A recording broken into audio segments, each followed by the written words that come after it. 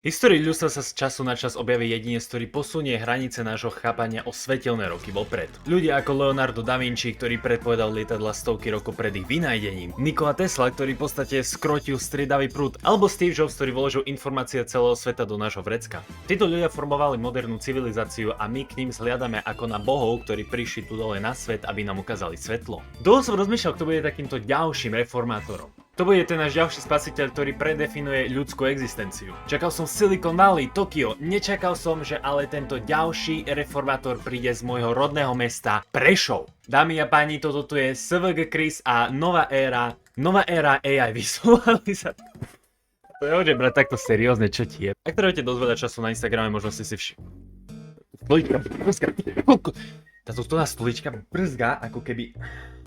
Táto stolička brzga, ty vole, ako posteľ môjho suseda nado mnou. Zvyčajne vidíme Chrisa na uliciach Prešova hlásať nejaké mudrá a ak nehlása žiadne mudrá, tak potom robí tzv. Cold calls spoločnostiam ohľadom AI vizualizácií.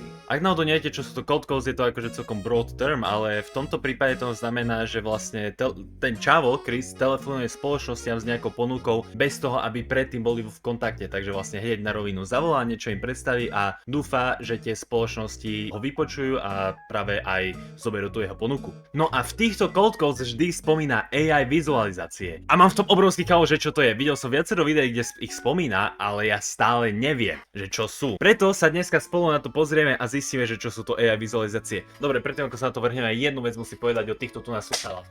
To tu sú 80-eurové Sony PS5 Plus PlayStation 3D sluchadla. Stoja 80 eur. A sú to najhoršie sluchadlá, aké som mal. Real shit. Mal som jedné tu na sluchadlá. Toto sú to lacné herné sluchadlá, ktoré idú cez uši.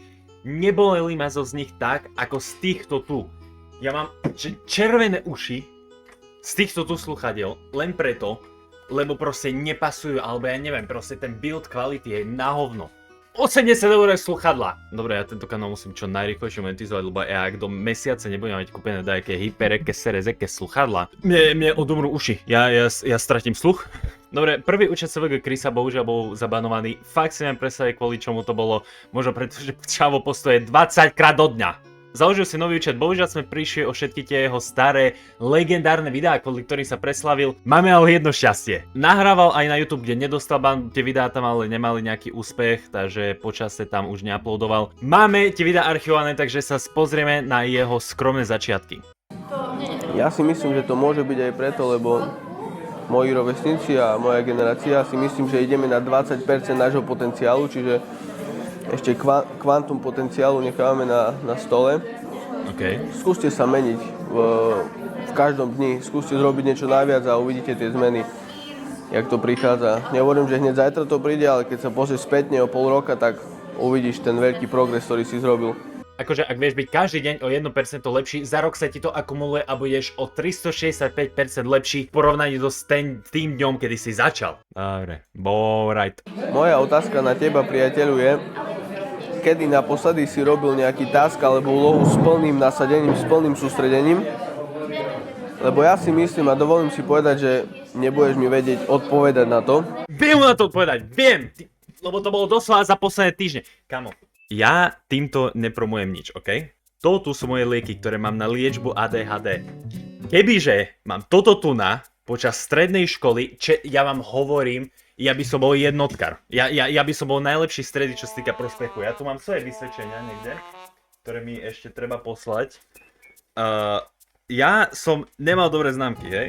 Tu mám fyzika, na prvý polrok som mal 3, na druhý polrok som mal 4. Chémia, na prvý polrok som mal 3, na druhý polrok som mal 4. Biológia, na prvý polrok som mal 4, na druhý polrok som mal 4. Mne nešla dobre stredná škola, hej? Ale akože to s tým, čo by toto tu urobilo zo fokusu na work, je to insane. Ja som počul nejakých ľudí, ktorí proste rozprávali o tom, že oni sa boja brať tieto lieky, že potom boja sa toho, že sa potom budú cítiť ako robot alebo ako zombík. Počul som už tento porovnanie. Našťastie mne sa toto tu nestalo, alebo ja to nejako nepociťujem. Ešte mi príde, že ja som viacej emočne vyrovnaný, ešte všeobecne lepšie sa mi komunikuje s ľuďmi, lepšie som na všetko sústredený. Hej, na to sú tie lieky.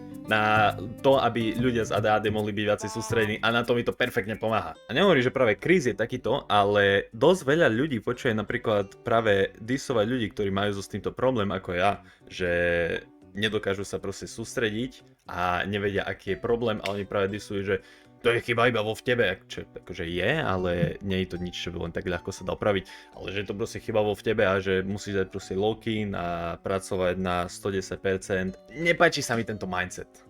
Neviem, nejako sa mi proste nepáči tento mindset a každý človek je jedinečný, každému sa ináč ľahšie učia nejaké nové veci a práve to je to, čo si nejakí iní neuvedomujú. Čavo tvrdí, že pije iba San Pellegrini, jak sa volá tá? Dobre, takže Čavo v jeho videách hovoril, že pije iba túto vodu S Pellegrino. Prečo tam máš batony? No, brosky, každú vodu pije, holy shit.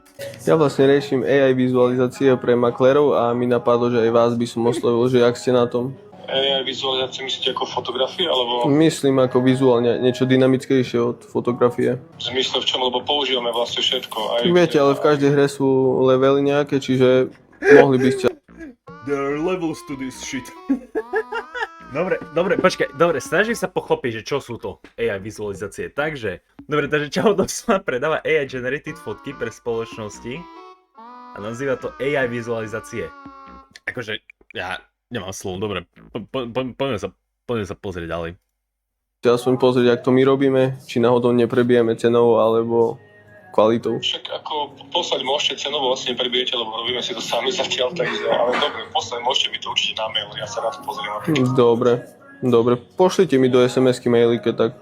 No, ja som si až teraz uvedomil, jak som si bol po vodu, že ja mám doslova pohár. Prešovský samosprávny kraj. Ak sa mi podarí so s ním niekedy dať collab na Instagram, tak presne tento pohár tam donesiem. Presne tento. Dobre, ale na čo má tam tie kávy? Ja nechápem, prečo ich tam má toľko. Odstáva mi zo toho rozum. Fakt. Komora, prosím. Zdravím, Varguš pri telefóne. Páči. AI vizualizácie.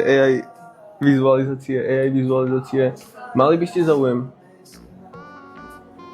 Nie, ďakujem pekne.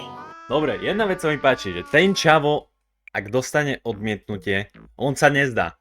On urobí ešte ďalších 20 telefonátov, až kým nenájde potenciálnych klientov. Prosím. Zdravím, otázka na vás. Čo si myslíte, prečo vám volám? Ako ešte raz? Že čo si myslíte, prečo vám volám? Neviem, prečo mi voláte. Volám vám preto, lebo vám chcem ponúknuť jednu službu, jednu lukratívnu službu. To je opening! Holy shit! Dobre, akože jednu vec mu nechám, vie tie telefonáty aspoň nejako zaujímavo vie uviesť. Či to funguje, neviem, ale je to zaujímavé.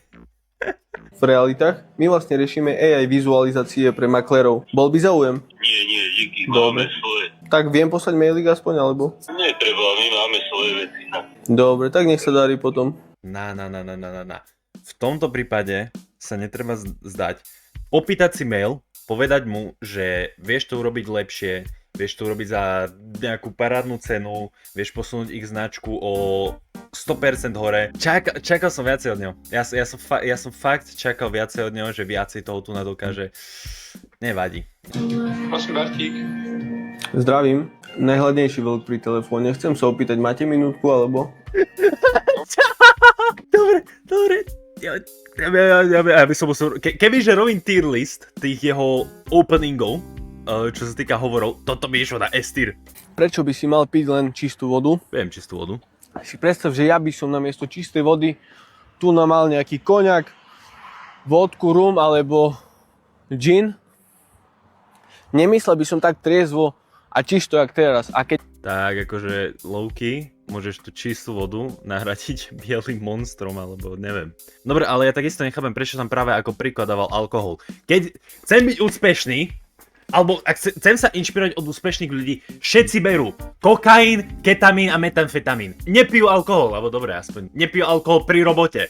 Keď nemyslíš triezvo a čisto jak teraz, nebudeš triezvy ani čistý v tvojich navíkoch, v tvojich akciách a taktiež ani v tvojom lifestyle. Čiže začni sa zamýšľať, čím krmi svoju dušu, myseľ a telo. Dobre, ale Čavo podľa mňa asi nechápe, že byť triezvy je nuda. Dobre, takže jeho minulý účet bol zabanovaný, ale už sme sa od neho naučili, že Čavo sa nikdy nezdáva.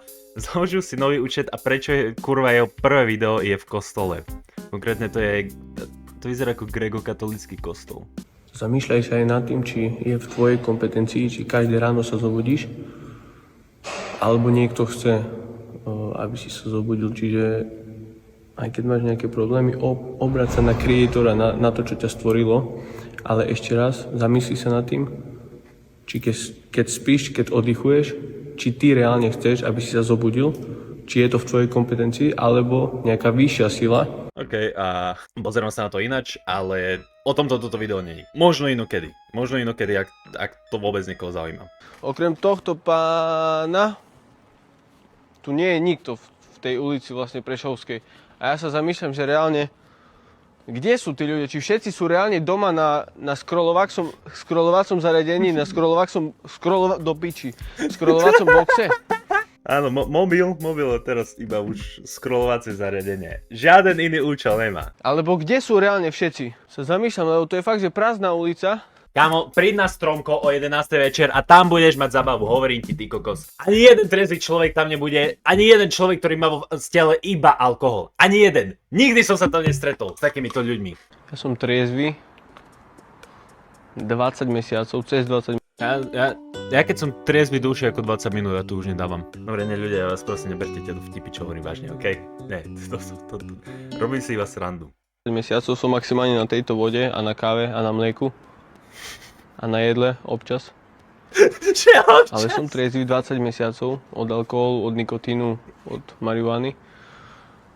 A ja sa reálne bavím ešte viac, jak na týchto spomenutých látkach, ja sa ešte viac bavím na tom živote.